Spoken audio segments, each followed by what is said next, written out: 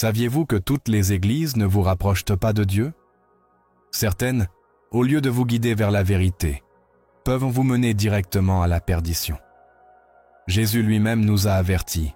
Méfiez-vous des faux prophètes. Ils viennent à vous en vêtements de brebis, mais intérieurement, ce sont des loups voraces. Matthieu 7,15. Cet avertissement n'est ni symbolique ni lointain, c'est une réalité qui demeure pertinente aujourd'hui. Il existe des congrégations qui, sous une apparence de piété, promeuvent des enseignements contraires à l'Évangile, déforment la parole et détournent les âmes du chemin du salut. Nous allons vous montrer comment identifier 3 types d'églises qui, loin de vous conduire à la vie éternelle, mettent votre âme en danger. Nous révélerons les signes qui les trahissent et comment protéger votre foi contre elles. Êtes-vous prêt à comprendre ce que Dieu a prévu pour vous et à éviter de tomber dans le piège de la ruine spirituelle? Il existe des églises qui semblent pleines de vie, d'énergie et de joie débordante, mais qui, intérieurement, ont totalement vidé la vérité de Dieu. Leurs scènes brillent, de lumière colorée, leurs auditoriums vibrent de musique puissante, et leurs prédicateurs maîtrisent l'art de captiver, de faire rire et de motiver. Mais où est la parole? Où est l'appel à la repentance et à la crainte révérentielle de Dieu? Beaucoup ne s'en rendent pas compte, mais ils s'assoient chaque semaine dans une église qui, sans qu'ils s'en aperçoivent, les pousse doucement vers la condamnation, non pas par des mots agressifs ou des doctrines manifestement fausses, mais par un silence qui hurle. Un silence sur le péché, sur la croix, sur le besoin de naître de nouveau. Un silence qui engourdit l'âme et l'éloigne de la véritable repentance. Jésus l'a dit clairement dans Matthieu 7, 13, 14. « Entrez par la porte étroite, car large est la porte et spacieux le chemin qui mène à la perdition, et nombreux sont ceux qui s'y engagent. Mais étroite est la porte, et resserré le chemin qui mène à la vie, et peu nombreux sont ceux qui le trouvent. » Aujourd'hui, ce chemin large est souvent déguisé en une église moderne, pertinente, accueillante, mais profondément vide de Christ. Il est douloureux de le dire, mais il est nécessaire. Beaucoup d'églises se sont transformées en théâtres spirituels. Elles ne prêchent plus pour briser le cœur de l'auditeur, mais pour le faire se sentir bien. Elles ne chantent plus pour exalter Dieu, mais pour divertir le public. Les cultes ont été conçus comme des concerts, où l'accent n'est plus mis sur la sainteté, mais sur l'expérience émotionnelle. Le résultat? Une génération de croyants qui connaissent les accords du groupe de louanges, mais qui ignorent les voix aspres du Seigneur. Jérémie 5,31 l'a exprimé d'une manière troublante. Les prophètes prophétisent le mensonge, les prêtres dominent par leur propre autorité. Et mon peuple aime cela. Mais que feront-ils quand viendra la fin? Cette question frappe la conscience comme un marteau. Que feront-ils? Que feront ceux qui, pendant des années, ont fréquenté une église où on ne leur a jamais parlé du jugement? Que feront ceux qui ont applaudi des pasteurs qui ne les ont jamais confrontés à la vérité du péché? L'un des exemples les plus frappants se trouve dans l'Ancien Testament, à l'époque d'Achab et de Jézabel. Pendant que le peuple s'amusait avec ses idoles, les vrais prophètes étaient persécutés et réduits au silence. Dans 1er Rois 18, 17 à 18, lorsque le prophète Élie se présente devant le roi Achab, celui-ci l'accuse d'être un fauteur de troubles pour Israël. Mais Élie répond avec audace. « Ce n'est pas moi qui ai troublé Israël, répondit-il, mais c'est toi et la maison de ton père. Parce que vous avez abandonné les commandements de l'Éternel et que vous avez suivi les Baals. » Aujourd'hui, quelque chose de similaire se produit. Quand un prédicateur ose dénoncer le péché depuis la chair, beaucoup l'accusent d'être légaliste, extrémiste ou sous la loi.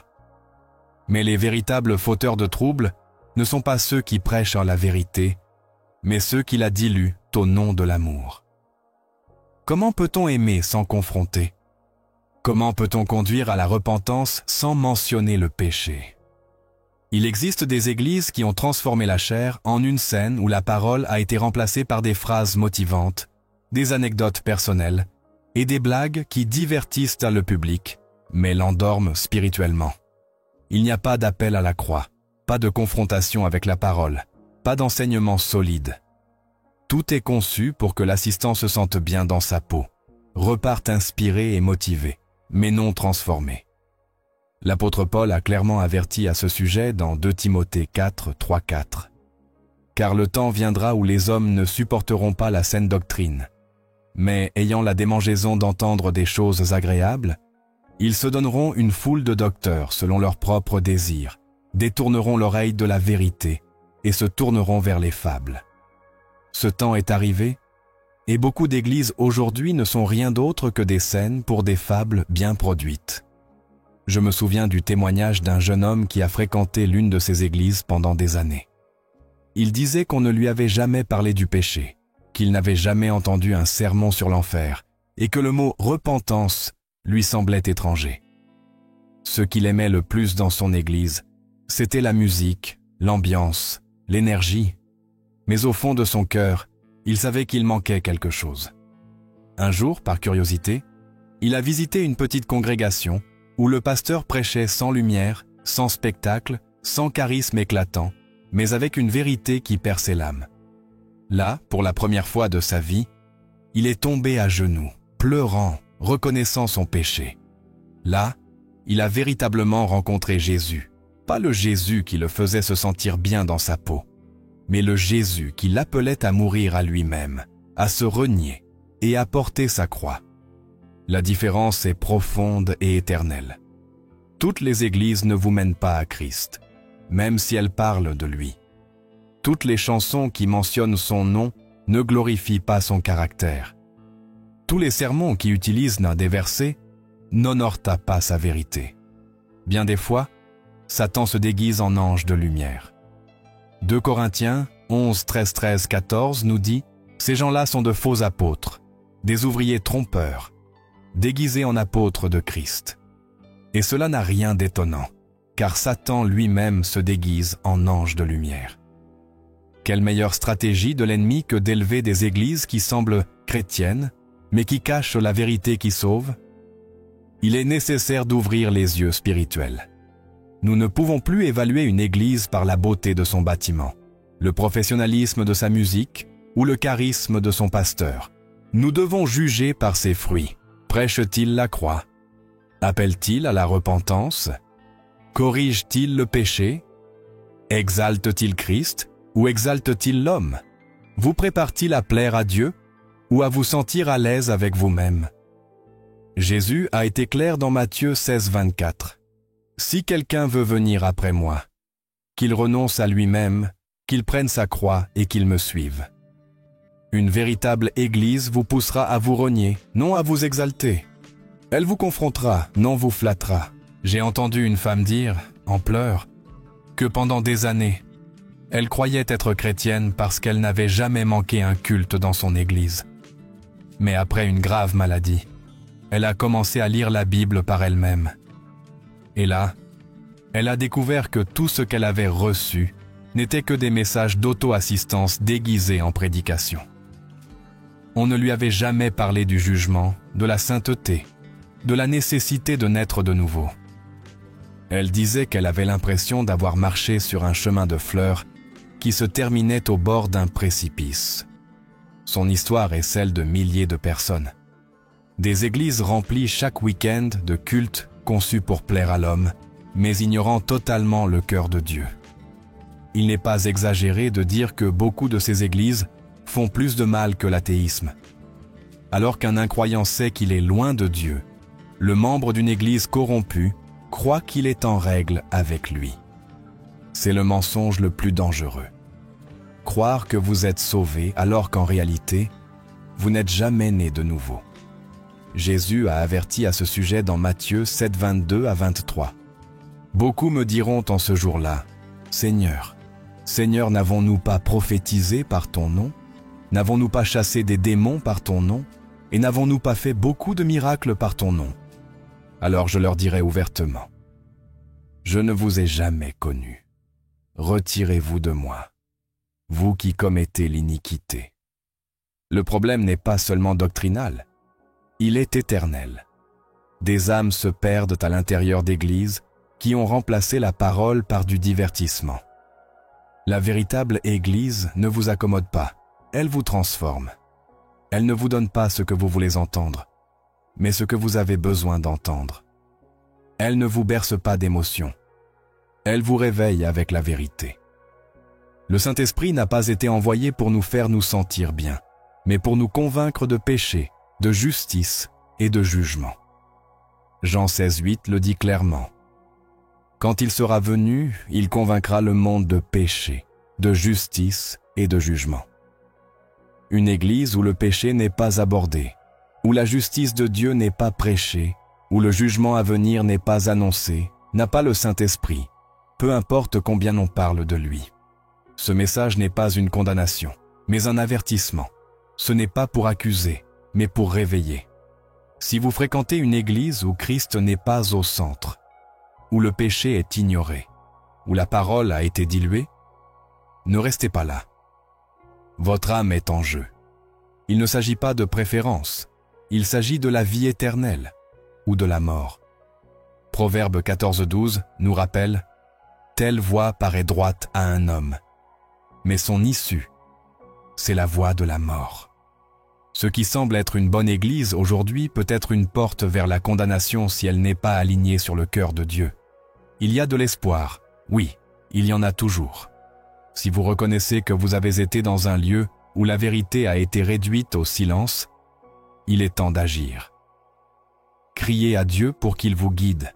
Cherchez une congrégation qui aime la parole, qui enseigne la vérité sans crainte, qui exalte Christ au-dessus de tout. Ne vous contentez pas de lumière, de production et d'émotion. Cherchez la présence. Cherchez la sainteté. Cherchez la vérité, car seule la vérité vous rendra libre, comme Jésus l'a dit dans Jean 8,32. Ce n'est que la première partie d'un appel urgent à se réveiller, car toutes les églises ne mènent pas au ciel. Certaines, avec une apparence de piété, sont des portes vers la perdition. Et si nous ne discernons pas à temps, nous pourrions être perdus au milieu des applaudissements, des chansons entraînantes et des messages doux, tandis que notre âme sommeille au bord de l'abîme. Êtes-vous prêt à voir clairement ce que Dieu veut vous révéler? Il n'y a pas d'évangile plus séduisant pour le cœur humain que celui qui offre des bénédictions terrestres sans sacrifice, l'abondance sans repentance, la gloire sans la croix. Dans les derniers jours, l'une des déviations les plus subtiles, mais destructrices qui s'est infiltrée dans de nombreuses églises, est le message de la prospérité détachée de la sainteté. Un évangile qui promet la multiplication des richesses, le succès en affaires, l'augmentation financière et les réalisations personnelles comme si c'était les principaux intérêts de Dieu pour ses enfants. Mais lorsque la croix est remplacée par le compte bancaire et la repentance par le chèque de paie, le message cesse d'être le salut et devient la perdition. Jésus a été direct dans son avertissement. Vous ne pouvez pas servir à la fois Dieu et l'argent. Matthieu 6,24. Il n'a pas dit cela comme une suggestion, mais comme une vérité absolue. Et pourtant, beaucoup de chers aujourd'hui enseignent exactement le contraire. Cet évangile faux ne vient pas du ciel, mais du cœur humain qui convoite les choses terrestres. Il ne naît pas de l'esprit, mais d'une distorsion dangereuse de la parole. Bien qu'il soit vrai que Dieu peut faire prospérer son peuple et bénit généreusement, cette prospérité ne peut jamais être le but ultime ni la preuve de l'approbation divine. L'Écriture est claire. Le véritable trésor est au ciel, là où les mythes et la rouille ne détruisent que à. Matthieu 6,19 à 20. Mais lorsque le cœur glisse vers la recherche de l'or plutôt que vers le visage de Dieu, l'âme s'égare et tombe dans la plus ancienne tromperie de l'ennemi. Vous serez comme des dieux. De la Genèse à l'Apocalypse, la Bible présente une vision cohérente. La fidélité à Dieu ne se traduit pas toujours par des richesses, mais toujours par la sainteté. Dans Hébreux 11, les héros de la foi sont présentés, des hommes et des femmes dont le monde n'était pas digne. Loin de vivre dans des manoirs ou de conduire des voitures de luxe, beaucoup ont été persécutés, appauvris, errants, vivant dans des grottes, affligés pour leur foi. Où donc s'inscrit le message moderne qui dit que si vous manquez de succès financier, c'est parce que vous manquez de foi? Ce n'est pas le message de Christ. C'est un message corrompu qui substitue la croix à la commodité et transforme Dieu en un outil pour atteindre les désirs du cœur déchu. L'apôtre Paul a parlé clairement contre ce type d'enseignement dans 1 Timothée 6, 5 à 10, condamnant des gens à l'esprit perverti, privés de la vérité, qui pensent que la piété est un moyen de gain. Il ajoute ensuite, « Car l'amour de l'argent est une racine de toutes sortes de maux. Certains, dans leur avidité, se sont égarés loin de la foi et se sont transpercés eux-mêmes de bien des tourments. » Ce n'est pas un détail mineur. Paul ne parle pas d'une légère erreur. Il décrit un chemin qui éloigne de la foi. L'avidité déguisée en spiritualité a conduit beaucoup à un état d'aveuglement où ils ne cherchent plus le vrai Dieu, mais une idole qui les sert. Il est important de comprendre que l'Évangile n'a jamais promis une vie confortable sur terre. Au contraire, Jésus a clairement indiqué que le chemin est étroit, que le serviteur n'est pas plus grand que son maître, et que s'ils l'ont persécuté, ils persécuteront aussi ses disciples. Dans Luc 9, 23 à 24, il a dit « Si quelqu'un veut être mon disciple, qu'il renonce à lui-même, qu'il prenne sa croix chaque jour et qu'il me suive. Car celui qui voudra sauver sa vie la perdra, mais celui qui perdra sa vie à cause de moi la sauvera. » La croix n'est pas une métaphore pour les difficultés courantes. Elle représente la mort de soi, l'abandon total et la volonté de souffrir pour le royaume.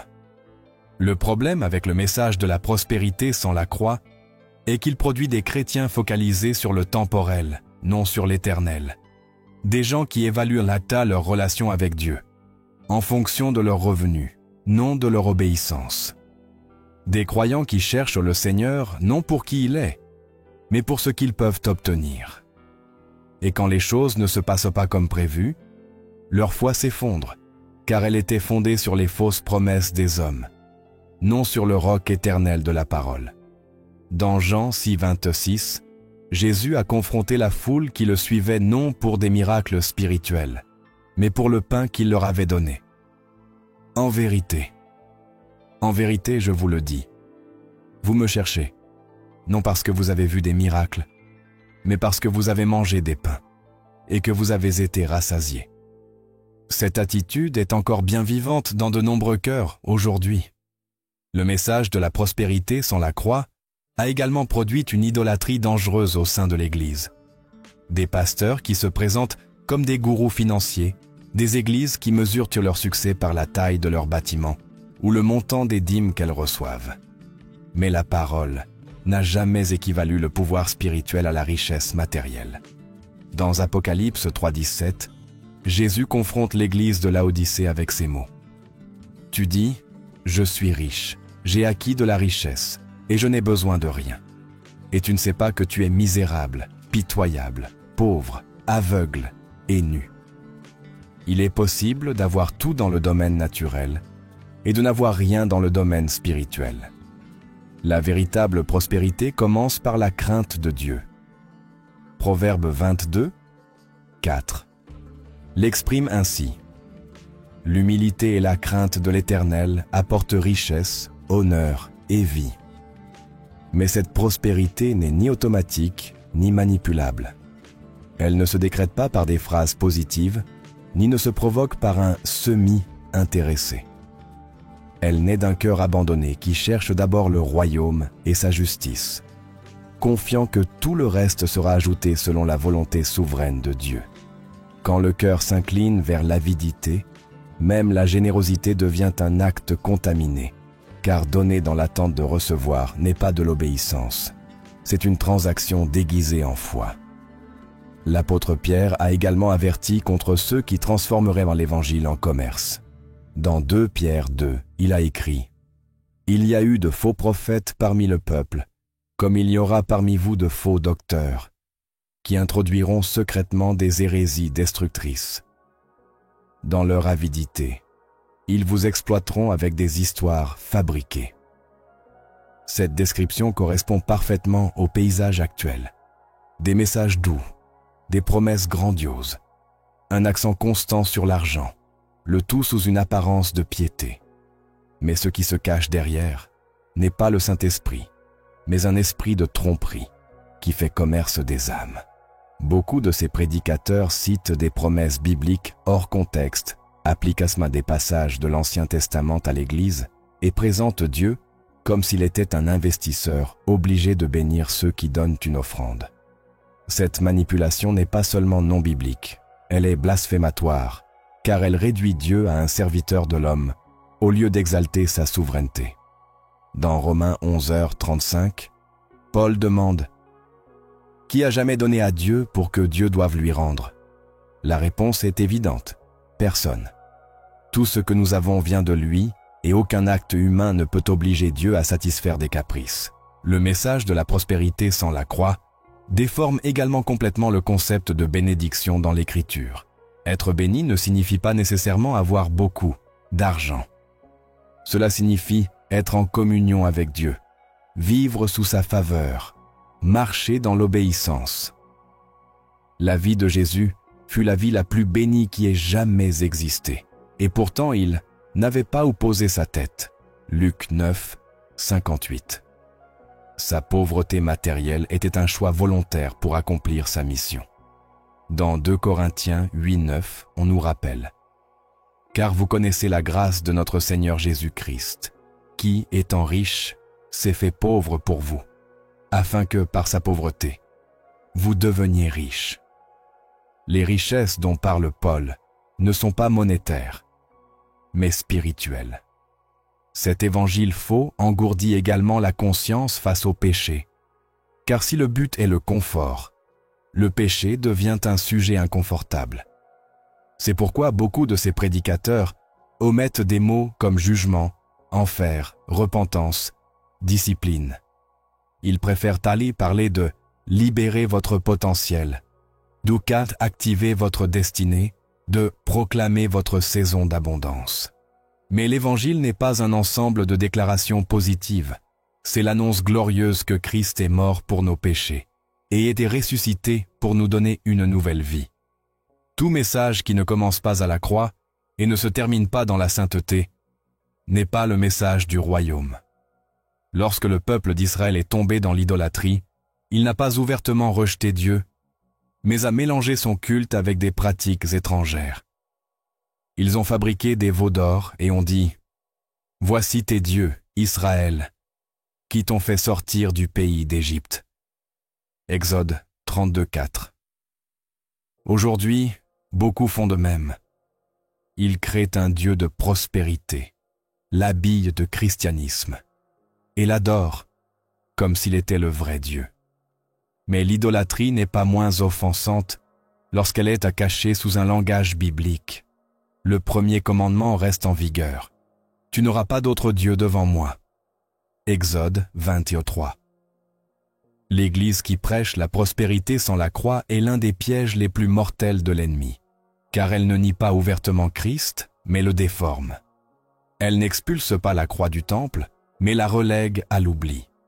Elle n'interdit pas la Bible, mais l'utilise comme un manuel de motivation. Et avec chaque culte, chaque message, chaque offrande motivée par l'avidité, elle érode la véritable foi et sème une illusion qui ne sauve pas. Il est urgent de revenir à l'évangile pur, au Christ qui nous a appelés à nous renier, à mourir, à perdre notre vie pour lui. C'est alors seulement qu'il y aura une vraie vie. Tout le reste est un mirage qui mène lentement et silencieusement à la ruine éternelle. Lorsque la parole de Dieu est déplacée du centre d'une église, il ne reste qu'une forme vide de spiritualité. L'atmosphère peut sembler vibrante, les émotions intenses et les expressions extérieures grandioses, mais si l'écriture n'est pas le fondement de ce qui est prêché, chanté et vécu, cette église est spirituellement morte, même si elle semble vivante. C'est la tragédie de nombreuses congrégations aujourd'hui. Ce sont des espaces pleins de mouvements, de bruit et de sensations, mais dépourvus d'un fondement biblique. Des églises qui ont abandonné la nourriture solide de la doctrine pour le sucre momentané de l'expérience émotionnelle. Jérémie 23,16 avertit avec sévérité. « N'écoutez pas les paroles des prophètes qui vous prophétisent. Ils vous remplissent de vaines espérances. Ils parlent des visions de leur propre cœur et non de la bouche de l'Éternel. » Une église où la parole n'est plus exposée avec révérence, où elle n'est pas enseignée avec clarté, où elle n'est pas exhortée avec fidélité, devient un terrain fertile pour l'erreur. L'émotion n'est pas mauvaise, mais elle ne peut remplacer la vérité. L'apôtre Paul a écrit aux Colossiens, avertissant contre ceux qui tentèrent d'imposer des visions, des expériences ou des commandements humains comme base de la spiritualité. Dans Colossiens 2:18 à 19, il a exprimé ainsi « Que personne ne vous prive de votre prix par une fausse humilité et le culte des anges. Cet homme a perdu le lien avec la tête. Christ est la tête, et sa parole est la nourriture. Se séparer d'elle, c'est se séparer de la source de la vie spirituelle. Ce qui est présenté aujourd'hui comme un réveil n'est souvent qu'une exaltation émotionnelle. Des chants répétés pendant des minutes, des lumières tamisées, des environnements conçus pour provoquer des larmes ou de l'euphorie, mais qui ne conduisent pas l'auditeur à la conviction du péché ou à une transformation authentique. Il n'y a pas de repentance, pas de sanctification, pas de renouvellement de l'esprit, seulement des moments intenses qui s'évaporent en quittant l'Église. C'est la racine du problème. Le pouvoir de l'esprit a été remplacé par une manipulation sensorielle. Mais le Saint-Esprit n'a pas besoin d'instruments humains pour agir. Il agit à travers la parole, et là où elle est absente, il ne se manifeste pas. Hébreux 4:12 déclare « Car la parole de Dieu est vivante et efficace, plus tranchante qu'une épée à 2 tranchants. Elle pénètre jusqu'à partager âme et esprit, jointure et moelle. Elle juge les pensées et les intentions du cœur. » Lorsque cette parole est remplacée par des discours humanistes, des pensées positives ou des expériences subjectives, l'Église perd son épée. Sans épée, le croyant n'a aucun moyen de se défendre contre la tromperie, de se corriger ou de grandir.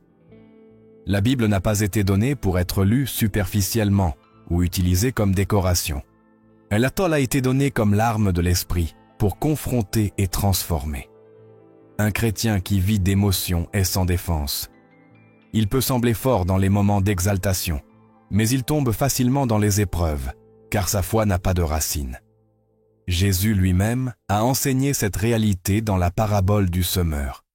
Dans Matthieu 13:20 à 21, il a dit « Celui qui a été semé sur le sol rocailleux, c'est celui qui entend la parole et la reçoit aussitôt avec joie. Mais il n'a pas de racine en lui-même, il est de courte durée. Et dès que survienne la tribulation ou la persécution à cause de la parole, il trébuche. » La joie d'initiale n'est pas une preuve de transformation. Ce qui détermine l'authenticité, c'est la persévérance au milieu des épreuves. Les églises qui se nourrissent uniquement de la joie émotionnelle produisent des croyants sans profondeur, sans conviction solide, sans compréhension de la vérité. Lorsque l'enseignement biblique est abandonné, les portes s'ouvrent aux doctrines étranges. Des pratiques mystiques sont mélangées, des prophéties sans fondement sont acceptées, des principes du monde des affaires, du coaching ou de l'auto-assistance sont enseignés. L'Église devient une plateforme d'expression émotionnelle, non un pilier et un fondement de la vérité. Dans 1 Timothée 3:15, Paul décrit l'Église comme la maison de Dieu, qui est l'Église du Dieu vivant, la colonne et l'appui de la vérité. Il ne dit pas qu'elle est un centre d'expérience ou une gare d'émotions. Il la définit par sa fidélité à la vérité révélée par Dieu. Cette génération est formée à dépendre des sensations, non des convictions. Un modèle de christianisme s'est formé qui ne se soutient que tant que la musique est intense, que les phrases motivantes sont répétées et que l'atmosphère est stimulante. Mais quand vient le silence, quand les émotions s'estompent, quand la réalité frappe, ce type de foi s'évanouit. Car ce n'était jamais une vraie foi, c'était une réponse émotionnelle à une atmosphère bien conçue. La vraie foi naît de l'écoute de la parole, comme Romains 10h17 l'enseigne. Ainsi, la foi vient de ce qu'on entend, et ce qu'on entend vient de la parole de Christ. Il est courant d'entendre dans de nombreux endroits des phrases comme « j'ai ressenti »,« j'ai vu »,« j'ai vécu », mais rarement la parole dit. C'est le signe le plus clair que quelque chose ne va pas. Un peuple qui cesse de dire « la parole dit » et commence à se guider par ce qu'il ressent, s'éloigne de l'autorité divine. Le cœur humain est trompeur, comme Jérémie 17:9 le dit. Le cœur est tortueux par-dessus tout, et il est méchant. Qui peut le connaître? C'est pourquoi Dieu ne nous appelle pas à suivre nos émotions, mais sa vérité. Et cette vérité ne change pas, ne fluctue pas, ne dépend pas de notre humeur. Le danger de dépendre des émotions est qu'elles peuvent être imitées. L'ennemi peut inspirer de fausses expériences qui semblent authentiques. 2. Thessaloniciens 2:9 parle de l'Antichrist comme celui dont la venue s'accompagne, par la puissance de Satan, de toutes sortes de miracles, de signes et de prodiges mensongers. Tout ce qui est surnaturel n'est pas divin. Toute manifestation spirituelle ne vient pas du Saint-Esprit. C'est pourquoi nous devons éprouver les esprits, comme 1 Jean 4:1 l'enseigne. Bien-aimés, n'ajoutez pas foi à tout esprit, mais éprouvez les esprits pour savoir s'ils sont de Dieu, car plusieurs faux prophètes sont venus dans le monde. La seule façon d'éprouver les esprits est à travers l'Écriture. Une église sans la parole devient vulnérable à tout vent de doctrine, change avec les modes, s'adapte aux tendances, cherche à plaire aux hommes plus qu'à Dieu. Au lieu de confronter la culture, elle l'embrasse. Au lieu de former des disciples, elle produit des suiveurs émotionnels. Et quand la persécution s'intensifie, quand les épreuves s'aggravent, ces églises ne tiendront pas, car elles n'ont pas été bâties sur le roc, mais sur le sable. Jésus l'a enseigné clairement dans Matthieu 7:24-27. C'est pourquoi quiconque entend ces paroles que je dis et les met en pratique sera semblable à un homme prudent qui a bâti sa maison sur le roc. Mais quiconque entend ces paroles que je dis et ne les met pas en pratique sera semblable à un homme insensé qui a bâti sa maison sur le sable. Sans la parole, il n'y a pas de fondement. Sans la parole, il n'y a pas de structure. Sans la parole, il n'y a pas de véritable Église. Le Saint-Esprit glorifie Christ, et Christ est la parole faite chair. Jean 1:1 affirme « Au commencement était la parole, et la parole était avec Dieu, et la parole était Dieu. » Par conséquent, mépriser la parole, c'est mépriser Christ. Une église qui prétend être remplie de l'Esprit, mais ne prêche pas l'Écriture se contredit. Car l'Esprit et la parole ne se contredisent jamais. L'Esprit a inspiré l'Écriture et ne se manifeste que là où cette Écriture est honorée. Une église sans la parole peut sembler vivante, mais elle est morte.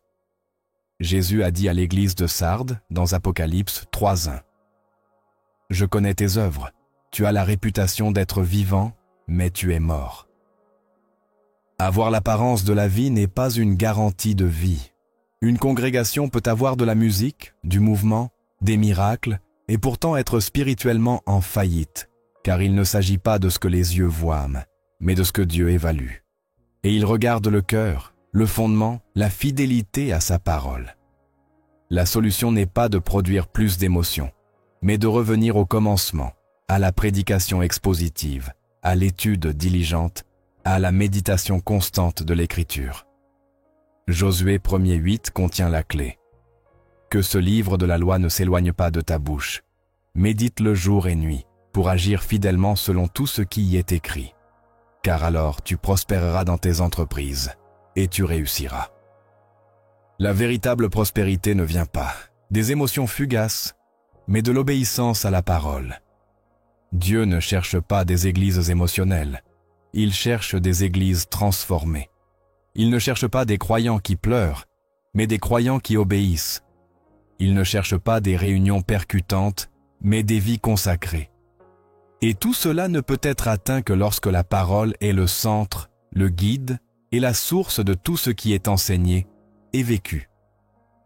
Tout le reste est un substitut, une apparence, une religion sans puissance, comme Paul l'a dit dans 2 Timothée 3,5, ayant l'apparence de la piété, mais reniant ce qui en fait la force. Éloigne-toi de ces gens-là. Les émotions sans vérité ne sauvent pas. Seule la parole vivante a le pouvoir de changer le cœur, de renouveler l'esprit et de préparer le peuple pour le retour glorieux du Seigneur. Beaucoup pensent que le simple fait de fréquenter une église les met en sécurité. Que s'asseoir sur un banc chaque semaine, lever les mains pendant la louange et écouter le sermon fait d'eux de vrais disciples de Christ. Mais ce n'est pas ce que la parole enseigne.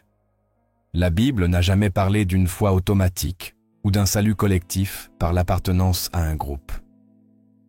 Jésus n'est pas venu pour bâtir des religions vides, mais pour appeler des hommes et des femmes à une obéissance radicale. C'est pourquoi, lorsqu'il a dit « Suis-moi », il ne parlait pas d'appartenir à une institution, mais de marcher à sa suite, de prendre sa croix et de se renier soi-même chaque jour. Luc 9,23 le dit clairement, sans adoucir le message. « Si quelqu'un veut être mon disciple, qu'il renonce à lui-même, qu'il prenne sa croix chaque jour et qu'il me suive. » L'une des confusions les plus dangereuses de notre époque est de croire que se trouver dans une église signifie être dans le royaume. Mais le royaume n'est pas un lieu physique ou une affiliation dénominationnelle. C'est un gouvernement du cœur, une obéissance intérieure, un règne spirituel de Christ sur chaque aspect de nos vies. L'erreur survient lorsque la responsabilité personnelle est transférée au leadership, comme si le fait que le pasteur soit en règle avec Dieu suffisait pour que le reste de la congrégation soit béni. Cette pensée n'est pas seulement fausse, elle est destructrice. Chacun rendra compte de lui-même devant Dieu. Romains 14,12 le déclare avec solennité, « Ainsi donc, chacun de nous rendra compte de lui-même à Dieu. » Toutes les églises où le nom de Christ est mentionné ne sont pas sous sa direction. Toutes les chaires où une Bible est ouverte ne sont pas guidées par l'Esprit. Toutes les congrégations qui chantent des louanges ne marchent pas dans la sainteté. Le fait que quelque chose porte le nom de Jésus ne signifie pas que cela lui appartient. Christ, lui-même, a averti de cette réalité avec force dans Matthieu 7, 21 à 23. Ce ne sont pas tous ceux qui me disent « Seigneur, Seigneur » qui entreront dans le royaume des cieux, mais celui qui fait la volonté de mon Père qui est dans les cieux. Alors je leur dirai ouvertement « Je ne vous ai jamais connus, retirez-vous de moi, vous qui commettez l'iniquité. » Qui oserait penser que ces hommes n'étaient pas religieux? Et pourtant, ils ont été rejetés. L'avertissement de Jésus ne s'adressait pas au monde séculier, mais à ceux qui prétendaient le servir, qui disaient « Seigneur, Seigneur », qui prêchaient, faisaient des miracles, prophétisaient. Tout cela apparemment en son nom, mais sans son approbation. Car tout ce qui a l'apparence de la piété n'est pas accepté par Dieu. La piété ne réside pas dans les mots ou les œuvres extérieures, mais dans la soumission du cœur à la vérité. Et lorsque cette vérité est ignorée, même si l'apparence est spirituelle, le résultat est l'hypocrisie. Le pharisaïsme n'est pas mort avec les scribes du 1er siècle. Il renaît dans chaque génération où la religion remplace la relation, où la routine remplace l'obéissance. Il y a ceux qui se réfugient dans l'habitude et non dans la conviction. Ils assistent parce qu'ils l'ont toujours fait. Ils participent parce que c'est attendu. Mais leurs cœurs sont loin. Leurs esprits sont ailleurs. Et leur vie ne reflète que pas Christ. Ésaïe 29,13 l'a dénoncé depuis les temps anciens. Ce peuple s'approche de moi de sa bouche et m'honore de ses lèvres, mais son cœur est loin de moi. Cette distance intérieure est ce qui définit la fausseté spirituelle. Car vous pouvez être présent dans l'Église, mais absent du royaume. Vous pouvez chanter les chansons, répéter les versets, lever les mains, et pourtant marcher vers la ruine. La responsabilité de chaque croyant ne s'arrête pas lorsqu'il franchit le seuil de l'Église. Elle commence là. Dieu ne nous appelle pas à faire aveuglément confiance à ce que nous entendons de l'autel, mais à tout examiner avec l'Écriture. Les Béréens ont été appelés nobles pour une raison. Ils vérifiaient chaque mot prêché avec la parole écrite. Acte 17:11 le raconte ainsi: ces Juifs étaient plus nobles que ceux de Thessalonique. Ils reçurent la parole avec beaucoup d'empressement, et ils examinaient chaque jour les Écritures pour voir si ce qu'on leur disait était exact. C'est l'attitude qui protège la foi, préserve l'âme et garde de l'erreur. Aujourd'hui, cependant, les croyants spirituellement paresseux abondent. Ceux qui ne lisent pas, ne cherchent pas, ne comparent pas, ne confrontent pas. Ils acceptent ce qu'on leur dit comme une vérité absolue sans en évaluer le fondement. Et quand cela se produit, ils deviennent vulnérables à toutes sortes de doctrines tordues, à toute manipulation déguisée en spiritualité. Le discernement n'est pas un don facultatif, c'est une nécessité urgente. Sans discernement, l'Église devient aveugle, et une Église aveugle conduit d'autres aveugles au même destin. Jésus a averti à ce sujet avec une clarté saisissante dans Matthieu 15:14. Ce sont des aveugles qui guident des aveugles, et si un aveugle guide un aveugle, tous deux tomberont dans une fosse. Dieu n'a pas délégué notre sainteté aux mains d'un dirigeant. Il nous a donné sa parole, son esprit et son appel direct. C'est pourquoi il n'y aura pas d'excuse. Personne ne pourra dire « Mon pasteur ne m'a pas dit » comme défense devant le trône du jugement, car la vérité a toujours été disponible. L'Écriture était ouverte, la voix de l'Esprit murmurait, mais beaucoup ont préféré écouter des mots doux, qui ne confrontaient pas. 2 Timothée 4:3-4 décrit cette tendance avec précision. Car le temps viendra où les hommes ne supporteront pas la saine doctrine, mais, ayant la démangeaison d'entendre des choses agréables, ils se donneront une foule de docteurs selon leurs propres désirs, détourneront l'oreille de la vérité et se tourneront vers les fables. Choisir ou se rassembler n'est pas une décision sociale ou culturelle, c'est une question de vie ou de mort spirituelle. L'Église où vous êtes nourri détermine l'état de votre âme. Si ce que vous recevez chaque semaine n'est pas la pure parole, si ce qui est prêché ne vous confronte pas, si ce qui est chanté n'exalte pas Christ, votre esprit est mal nourri, ou pire, empoisonné. Une Église peut avoir beaucoup de membres et être complètement séparée de Dieu. Elle peut avoir un ministère étendu, des activités constantes, un impact visible, et pourtant être morte. Apocalypse 3. 1 révèle le jugement de Christ sur une telle congrégation. Je connais tes œuvres. Tu as la réputation d'être vivant, mais tu es mort. L'appel de Dieu n'est pas à une assistance passive, mais à un abandon actif, non pas à être des auditeurs oublieux, mais des pratiquants de la parole. Jacques 1:2 résonne avec force. Mettez en pratique la parole, et ne vous contentez pas de l'écouter, en vous trompant vous-même. Il est possible de se tromper soi-même avec une routine religieuse. Il est possible de croire que vous marchez avec Dieu, alors qu'en réalité, vous marchez seul. L'auto-évaluation spirituelle est urgente.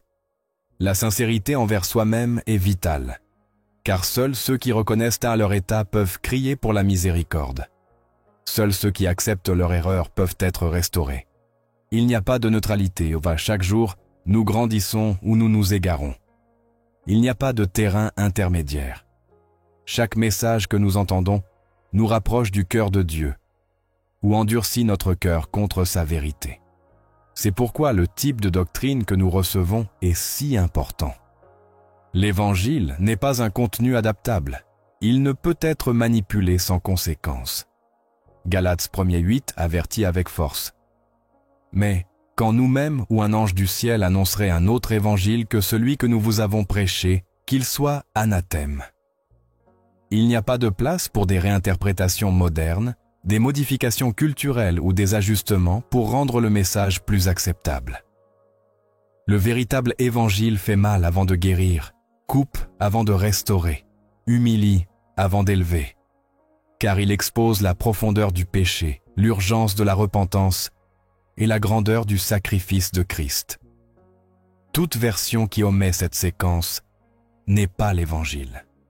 C'est pourquoi, si vous êtes dans une église où vous n'êtes jamais confronté, où le jugement n'est jamais mentionné, où la croix n'est mentionnée qu'en passant, vous avez la responsabilité d'examiner, de prier et de décider, non par préférence, mais par obéissance, non par émotion, mais par fidélité.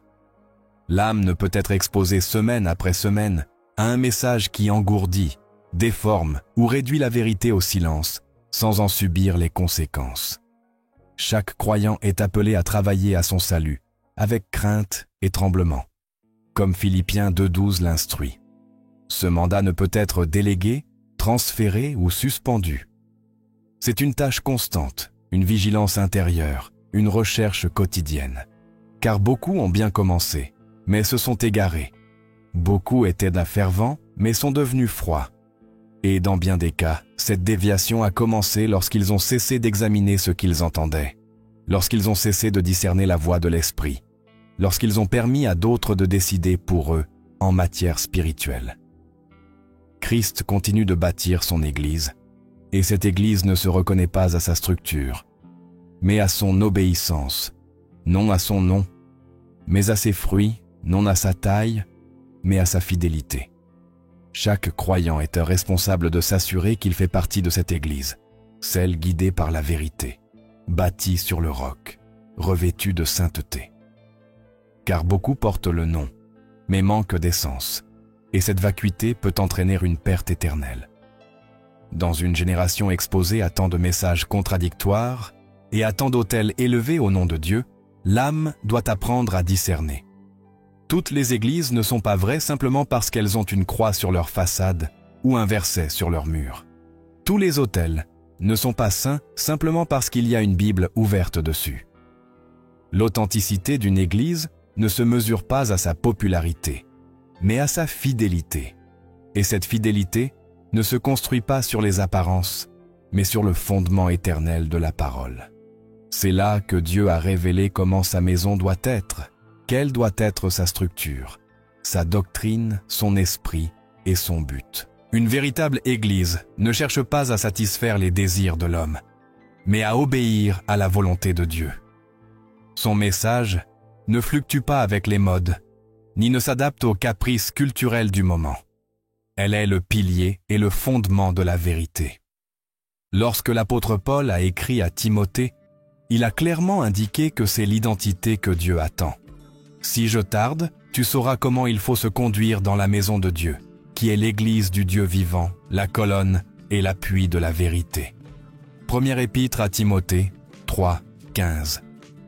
Cette vérité ne peut être négociée, tronquée ou éditée. Une église fidèle à Dieu est celle qui ne dilue pas la parole, ni ne cache le message de la croix. L'une des marques les plus évidentes d'une congrégation authentique est son amour profond et révérencieux pour l'Écriture. Une église où la Bible n'est pas seulement mentionnée, mais vécue, où chaque enseignement est fidèlement tiré du texte sacré et appliqué avec sagesse au cœur du croyant. Le peuple n'est pas transformé par des mots humains, mais par la parole divine. La prédication n'est pas un divertissement ni un discours de motivation, c'est le moment où Dieu parle, corrige, édifie, purifie, élève et brise. C'est pourquoi Paul a ordonné à Timothée de prêcher la parole, insiste en toute occasion, favorable ou non. 2 Timothée 4:2. Sans se laisser intimider par des oreilles qui ne veulent entendre que ce qui leur plaît. Là où l'Écriture est honorée, le Saint-Esprit agit, car l'Esprit n'agit jamais à part de la vérité qu'il a inspirée. Un réveil authentique n'est pas fabriqué avec des émotions, ni manipulé par des atmosphères. Il naît d'une véritable rencontre avec la voix de Dieu, à travers sa parole. C'est pourquoi, dans le livre des Actes, lorsque l'Église était véritablement conduite par l'Esprit, la première chose que les croyants faisaient était de persévérer dans l'enseignement des apôtres, dans la communion fraternelle, dans la fraction du pain et dans les prières. Acte 2, 42. Il n'y avait pas de spectacle, pas de lumière, pas de stratégie humaine. Il y avait une fin de Dieu, un abandon et la vérité. Une véritable Église ne prêche pas seulement la parole. Elle forme le caractère. Elle ne produit pas des consommateurs spirituels, mais des disciples. Elle ne se focalise pas sur le nombre de participants, mais sur la profondeur de l'engagement. Car l'appel de l'Évangile n'a jamais été seulement de croire, mais aussi d'obéir. Jésus l'a dit clairement, « Si vous m'aimez, gardez mes commandements. » Jean 14, 15. Ce n'est pas le nombre de fois où la parole est entendue qui compte, mais combien elle est vécue. Ce n'est pas l'exposition qui transforme, mais la réponse. C'est pourquoi une congrégation où le péché n'est pas confronté, où la sainteté n'est pas enseignée, où l'obéissance n'est pas exigée, est loin du dessein de Dieu. Dieu ne cherche pas des multitudes qui l'adornent de leurs lèvres, mais des cœurs qui lui obéissent en secret. C'est pourquoi, à chaque génération, il a suscité des restes fidèles, de petites communautés où sa vérité n'a pas été échangée contre la commodité, où le feu de l'autel est soutenu par une prière authentique et des vies consacrées, où les dirigeants ne cherchent pas la gloire ou la reconnaissance, mais tremblent devant la responsabilité du troupeau qui leur est confié. L'Écriture exige que les pasteurs paissent le troupeau de Dieu qui est sous votre garde, non par contrainte, mais de bon cœur, non pour un gain sordide, mais avec empressement. 1 Pierre 5, 2.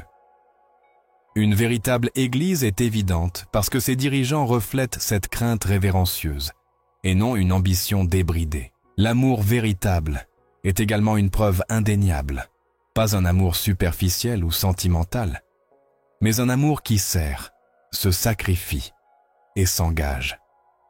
Un amour qui ne se limite pas aux mots, mais se manifeste dans les actes. Jésus a déclaré que, à ceci, « Tous reconnaîtront que vous êtes mes disciples, si vous avez de l'amour les uns pour les autres. » Jean 13, 25. Une Église qui grandit dans la vérité doit aussi grandir dans l'amour, pas dans le sentimentalisme, mais dans un abandon pratique. L'amour qui console, édifie, exhorte, corrige, accompagne dans la lutte spirituelle et refuse d'abandonner les déchus. C'est là que de vrais disciples sont formés. Mais même avec ces éléments, une Église fidèle sera rejetée par beaucoup. Car le monde ne peut supporter la lumière, la chair ne peut tolérer la croix, et le système religieux résistera toujours au message qui confronte son confort. C'est pourquoi Jésus a dit « Vous serez haïs de tous à cause de moi » Matthieu 10, 22. Une véritable Église ne sera pas la plus acceptée ni la plus populaire. Dans bien des cas, elle sera persécutée, ignorée ou critiquée. Mais Dieu ne cherche pas les applaudissements humains, il cherche la fidélité. L'Église qui tient bon face à la pression culturelle, qui ne négocie pas avec le péché, qui n'adoucit pas le message pour attirer les foules, est l'Église qui plaît à Dieu. Discerner une véritable Église est une tâche spirituelle. Cela ne s'atteint pas par un jugement superficiel des yeux, mais par le discernement donné par l'Esprit. Car ce qui est vrai n'est pas toujours attrayant. Ce qui est fidèle n'est pas toujours nombreux. Ce qui est pur n'est pas toujours visible. Mais ce qui est vrai produit des fruits. Jésus a dit « C'est à leurs fruits que vous les reconnaîtrez. » Matthieu 7, 20. Et ces fruits ne sont pas des applaudissements ou des adeptes, mais des vies transformées, des mariages restaurés, des caractères sanctifiés, des pécheurs repentants. Ces fruits ne sont pas produits à la surface, mais dans les profondeurs, et seule une Église enracinée en Christ peut les porter. La responsabilité finale incombe à chaque croyant. Dieu ne nous appelle pas à chercher la perfection, mais il exige le discernement. La perfection n'existe dans aucune congrégation, mais la fidélité, oui. Et l'âme qui se nourrit semaine après semaine dans un lieu où Christ n'est pas au centre, où la parole n'est pas prêchée avec autorité, où le péché est toléré ou déguisé, court un risque éternel. C'est pourquoi l'appel reste urgent. Examinez toutes choses, retenez ce qui est bon, rejetez toute forme de mal. 1 Thessaloniciens 5, 21 à 22. Une véritable Église ne sera pas parfaite, mais elle sera pure. Elle ne sera pas populaire, mais elle sera fidèle. Et dans ce terrain fertile, une foi grandira qui résistera au jour de l'épreuve. Lorsque Dieu parle avec urgence, l'âme ne peut continuer à reporter sa décision.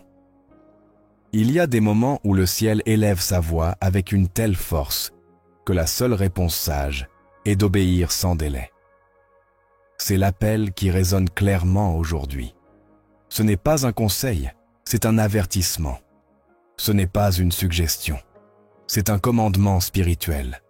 Sortez du milieu d'elle, mon peuple, afin que vous ne participiez pas à ses péchés et que vous ne receviez pas de ses fléaux. Apocalypse 18:4. Il n'y a pas de place pour l'auto-illusion. Rester dans une congrégation contaminée par l'erreur, c'est participer au péché qui y est toléré.